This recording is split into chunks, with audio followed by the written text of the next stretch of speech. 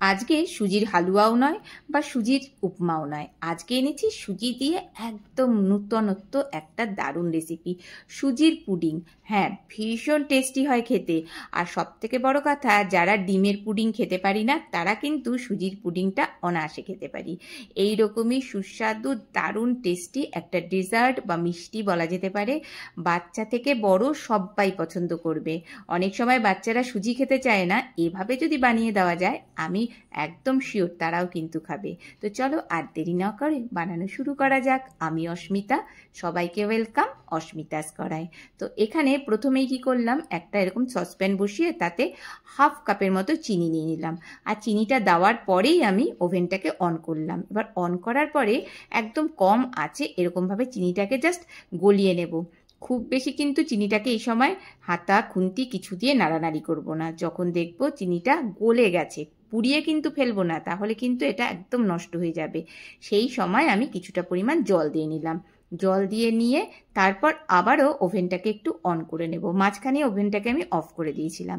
তো এবার যখন এরকমভাবে ফুটতে শুরু করবে তখন আমরা নামিয়ে নেব। তো আমাদের ক্যারামেল সিরাপটা যেটা, সেটা কিন্তু তৈরি হয়ে গেল। সিরাপটাকে ঠান্ডা করতে দিয়ে এদিকে একটা এরকম আমি ফ্রাইং প্যান বসিয়ে দিয়েছি। তাতে নিয়ে নিলাম সামান্য পরিমাণ বাটার। আচ্ছা, এখানে বাটারের বদলে ঘিও কিন্তু দেওয়া যেতে পারে।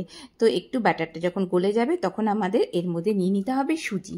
তো সুজি এখানে আমার যেটা মোটা সুজি হয় না, আমি সেটা নিয়েছি। যেটা একদম মিহি সুজি হয় সেটাও কিন্তু এখানে নেওয়া যেতে পারে।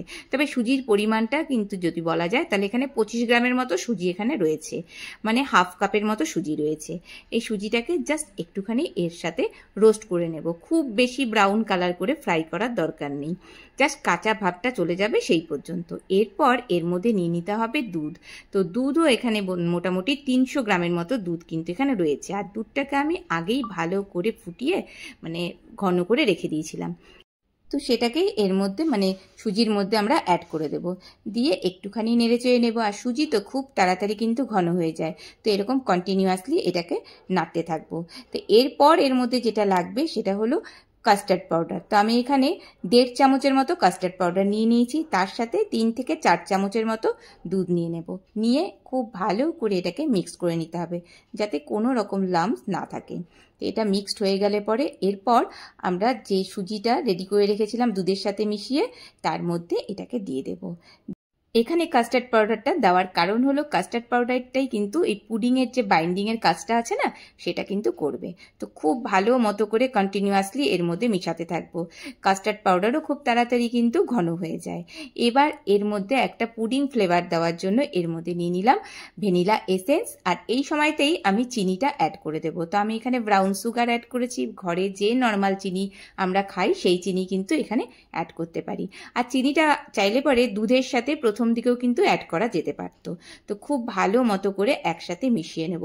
আর এখানে কিন্তু খুব শক্ত করে কিন্তু আমরা মানে ডোটা তৈরি করব না, মানে ডোটা নরম অবস্থা থাকবে যখন, তখনই কিন্তু আমরা এটাকে নামিয়ে নেব। সেটা কিন্তু লক্ষ্য রাখতে হবে। বেশি যদি শক্ত হয়ে যায় না তাহলে সেক্ষেত্রে কিন্তু পুডিংটা ভালো হবে না, মানে শক্ত শক্ত হয়ে যাবে। এবারে আমি একটা কাচের বাটি নিয়ে নিয়েছি। কাচের বাটি না হলেও কোনো অসুবিধে নেই, স্টিলের বাটি বা অ্যালুমিনিয়ামের বাটিও নেওয়া যেতে পারে। তাও আমি বলবো অ্যালুমিনিয়ামের বাটিটা অ্যাভয়েড করাই ভালো। তো এর মধ্যে যে ক্যারামেল সিরাপটা করে রেখেছিলাম না, সেই ক্যারামেল সিরাপটা এখানে 2 থেকে 3 চামচের মতো আমি অ্যাড করে দিলাম। দেওয়ার পর যে আমরা সুজির যে ডোটা আমরা রেডি করেছি সেটা আমরা এর মধ্যে দিয়ে দেব। দিয়ে খুব ভালো মতো করে কিন্তু এটাকে একদম চেপে চেপে একদম যাতে করে কোনো রকম ফাঁক না থাকে, মানে যতটা সম্ভব চেপে চেপে এটাকে মানে স্মুথ করে দেওয়া যায় ততটা সম্ভব আমরা এটাকে স্মুথ করে দেব। তো এটা মোটামুটি আমাদের রেডি হয়ে গেছে। এবারে আমি একটা বড় কোনো সসপ্যানের মধ্যে বসিয়ে দেব। কড়াও বসা যেতে পারে। তো সেটার মধ্যে কিছুটা পরিমাণ দিয়ে নিতে হবে জল। তো এটা প্রেশার কুকারেও কিন্তু অনেকে করে, তবে আমার মনে হয় প্রেশার কুকারের দরকার হয় না। এরকম নর্মাল কোনো সসপ্যান বা কড়াতেও আমরা করতে পারি। এরপর এর মধ্যে দিয়ে দেব একটা স্ট্যান্ড, তার উপরে আমরা বাটিটাকে বসিয়ে দেব। এরপর ওভেনটাকে আমরা অন করে দেব। আর এটা 10 মিনিটের মতো আমরা এরকমভাবেই বেক করে নেব। আর এটা চাইলে পরে প্রেশার কুকারেও কিন্তু বেক করা যেতে পারতো, তবে এটাতেও কিন্তু করা যায়। তো এবারে 10 মিনিট পর আমি এটাকে একটু চেক করে নেব, যে দেখে নেব যে এটা হয়েছে কিনা। তো একটা স্টিক দেখে নিচ্ছি, এটা কিন্তু একদম পুরো পারফেক্ট তৈরি হয়ে গেছে। এবার এটাকে পুরোপুরি ঠান্ডা করতে হবে, ঠান্ডা করে ফ্রিজে রেখে দিলে বেশি ভালো হয়। তো আমি এটা ফ্রিজেই রেখেছিলাম 2 ঘন্টার মতো। এবার এরপর ফ্রিজ থেকে বার করে নিয়ে এসেছি। এবার একটা প্লেটের মধ্যে আমরা এটাকে ডিমোল্ড করে নিচ্ছি। তো এবার আস্তে করে আমি বাটিটা তুলে নিলাম। তো আমাদের সুজির ক্যারামেল পুডিং একদম রেডি। তো দেখেই বোঝা যাচ্ছে যে এটা কতটা সুন্দর হয়েছে, আর যেমন দেখতে সুন্দর হয়েছে খেতেও কিন্তু দুর্দান্ত হয়। এবার এটা ছোট ছোট করে পিস করে আমরা নিতে পারি, সেটা নিজের মতো করে ছোট বড় যেরকম সাইজ করে কেটে নেব সেরকম সাইজ করেই কিন্তু কাটা যেতে পারে। তো এরকমভাবে বাড়িতে ট্রাই করে দেখতে পারো, ভীষণ সহজ একটা রেসিপি। আমরা তো সুজি আমাদের একদম কমন একটা জিনিস বাড়িতে, তো নানা রকমের জিনিস বানাই, এটাও কিন্তু বাড়িতে বানিয়ে দেখতে পারো। তবে একটা কথা, সুজিটা কিন্তু খুব বেশি মানে শক্ত করব না ডোটা, সেক্ষেত্রে অনেক সময় শক্ত হয়ে যেতে পারে পুডিংটা। তো সেই জন্য নরম নরম অবস্থাতেই আমরা ভাপে বসিয়ে দেব। তো কেমন লাগলো এই রেসিপিটি জানাতে পারো, ভালো লাগলে প্লিজ একটা লাইক দিতে ভুলো না, আর আমার চ্যানেলটিকে সাবস্ক্রাইব করে রেখো। এইরকমই সুন্দর সুন্দর রেসিপি আমি তোমাদের সাথে শেয়ার করতে থাকবো। ভালো থেকো, এতক্ষণ ধরে আমার সাথে থাকার জন্য তোমাকে অসংখ্য ধন্যবাদ।